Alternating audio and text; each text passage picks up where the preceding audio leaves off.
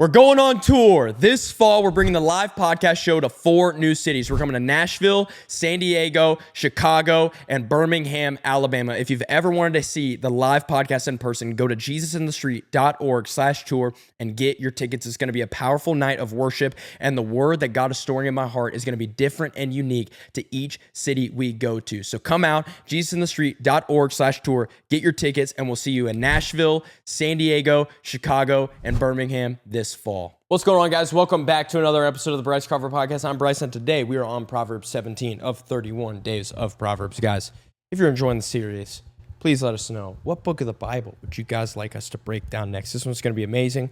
Let's dive into Proverbs 17 for these nuggets of wisdom. Better is a dry morsel with quiet than a house full of feasting with strife. Hold on, there's a lot to unpack in verse 1, that better is a dry morsel with quiet than a house full of feasting with strife. There's nothing appealing about eating a dry morsel. Who wants to eat a dry morsel? Yet there's a blessing of quietness and peace that is so great that it can make something as undesirable as a dry morsel desired, right? It can make it seem better than an alternative thing, right? So what he's saying is like, hey, a house full of great food but a lot of strife is worse than a house with dry morsels, but peace and quiet. Because peace and quietness in the home are so valuable that it makes up for many other comforts that are denied. So because peace and quietness and stillness is such a desirable thing in today's lifetime, that it can make up for discomforts. Verse 2, a servant who deals wisely with rule over a son who acts shamefully. A servant who deals wisely will rule over a son who acts shamefully and will share the inheritance as one of the brothers. Verse 3. The crucible is for silver, and the furnace is for gold, and the Lord tests hearts. Verse 3 is telling us that there's an appropriate place where things are tested and purified. Silver and gold have the crucible and the furnace to be purified. I don't know if you guys know about gold. But when gold is purified, in order for it to be purified, it is put through immense heat and fire. And when it goes through immense heat and fire and is tested, the goldsmith knows that the gold is purified when he can see his reflection in the gold. So we can learn 2 things from purification from silver and gold, right? First of all, we know that the most appropriate place for the human heart to be tested is with the Lord himself. But secondly, when we go through hard times and trials, and when we're being purified, just know that God looks down and sees his reflection in us. Verse 4, an evildoer listens to wicked lips, and a liar gives ear to a mischievous tongue. Whoever mocks the poor insults his maker. What did we say a few chapters ago? When you don't love your neighbor and despise your neighbor, you smack God in the face. Whoever mocks the poor insults his maker. He who is glad at calamity will not go unpunished. Grandchildren are the crown of the aged, and the glory of children is their fathers. Grandchildren are like a crown of glory for the grandparent. Verse 7, fine speech is not becoming to a fool, still less is false speech to a prince. So it's not that excellent speech isn't desired from a fool, it's just that it's a shock factor. You never hear a fool speaking excellent things, but any leader like a prince would be known for his truthfulness. But it's a strange surprise for a fool to have fine speech. It's rare. In fact, you don't even find it. That's what Proverbs is saying. Verse 8, a bribe is like a magic stone in the eyes of the one who gives it. Wherever he turns, he prospers. Whoever covers an offense seeks love, but he who repeats a matter separates close friends. That reminds me of 1 Corinthians 13, where it says, love keeps no record of wrong.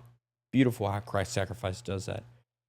Verse 10, a rebuke goes deeper into a man of understanding than 100 blows into a fool. So because someone who is wise, a man or a woman who is wise, can receive a rebuke and respond to it well, it's effective in their life. But correction can be given harshly and deeply and frequently to the fool, but they won't receive it. And that's why it's important for us to have a humble and lowly heart, being attentive to the wisdom of God and being humble enough to know that our way could be incorrect. Verse 11, an evil man seeks only rebellion, and a cruel messenger will be sent against him. Let a man meet a she-bear robber. Let a man meet a she-bear robbed of her cubs, rather than a fool in his folly. A mother bear is notoriously known for being angry when her cubs are robbed, right? So what Proverbs is saying, like, look, If you guys want to know some trouble, go try pet a bear cub in front of its mama. If you go and try to interact with a cute, sweet little black bear cub in front of its mama, you're in for some trouble, okay? And Proverbs 12 is telling us that the foolish man, when he's caught in the middle of his foolish actions, can be even more dangerous than an angry mama bear protecting its cubs. That's a wild statement. Verse 13, if anyone returns evil for good, evil will not depart from his house. The beginning of strife is like letting out water, so quit before the quarrel breaks out. Verse 15, he who justifies the wicked and he who condemns the righteous are both alike an abomination to the Lord. Verse 16, why should a fool have money in his hand to buy wisdom when he has no sense? Wisdom has a price, and that price is fearing the Lord. All of Proverbs is echoing the same message, that if you want to learn the wisdom of God, fear God. Psalms actually tells us that the friendship of the Lord is for those who fear him. The best way we can become close to Jesus, lean on the wisdom of God, learn the wisdom of God, is to fear him. Verse 17, a friend loves at all times, and a brother is born for adversity. I just love that verse. A brother is born for adversity. That is a motto we live by in our house with our roommates, is that we're brothers born in adversity. We're here to bear the burdens of each other. Verse 18, one who lacks sense gives a pledge and puts up security in the presence of his neighbor. So the wisdom of God can actually guard you against foolish partnerships, because we have to be responsible for our own debts and own up to our own debts and lacks, but wisdom actually warns us to take the responsibility of the debts of other people, especially foolish people. Verse 19, whoever loves transgression loves strife. He who makes his door high seeks discretion. So there are people who love both transgression and strife. And this means that they love it when God's laws are sinfully transgressed and when there is conflict. They love rebellion to God.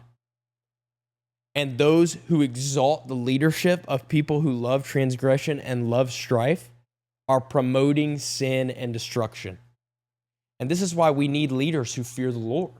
This is why we need leaders who love God, because it is important for us to not promote strife and corruption and destruction. Verse 20, a man of crooked heart does not discover good, and one with a dishonest tongue falls into calamity. He who sires a fool gets himself sorrow, and the father of a fool has no joy. To be the parent of a foolish scoffer is to have sorrow. How sad is it to watch your offspring be simple and foolish and love folly? There's no pleasure in recognizing that your child's a fool. No one wants their child to be stupid. There's no honor in that. Verse 22, a joyful heart is good medicine, beautiful advice, but a crushed spirit dries up the bones. The wicked accepts a bribe in secret to pervert the ways of justice. This goes back a few Proverbs ago when we talked about the greedy taking bribes. Verse 24, the discerning sets his face towards wisdom, but the eyes of a fool are on the ends of the earth. The sense seems to be that the wise see things because of the wisdom that they have, right? The discerning sets his face towards wisdom. So there's a light that comes to wisdom, and we're able to discern things because we have the wisdom of the Lord. But the fool doesn't see things with the eyes of wisdom because he's blinded by his own foolishness. Verse 25, a foolish son is a grief to his father and bitterness to her who bore him. To impose a fine on a righteous man is not good, nor to strike the noble for their uprightness. Whoever restrains his words has knowledge, and he who has a cool spirit is a man of understanding. Verse 28, to close us out, even a fool who keeps silent is considered wise. Whoa! When he closes his lips, he is deemed intelligent. So there is a wonderful way that a fool can be deemed wise. You want to know what Proverbs says is the way a fool is considered wise? When he doesn't utter a single word. A fool can be considered wise when he doesn't speak. Because if the fool cared about being considered perceptive, this would be an easy way for that to happen, for him to shut up. Proverbs says, hey, you fools out there, if you want to be wise, just shut up. There's a lot of nonsense you guys are doing and saying, and if you want to even have the appearance of wisdom to you simple people, to you fools, be quiet. because the wisdom of the Lord is what triumphs over your nonsense, is what Proverbs 17 is saying. Guys, I pray Proverbs 17 was a blessing to your soul. And I'll see you guys tomorrow for Proverbs chapter 18. Guys, thank you so much for watching and listening to this episode. If you guys like it, subscribe to us on YouTube, follow us on Spotify, Instagram, and TikTok. Bless you guys, and see you guys next week for the next episode.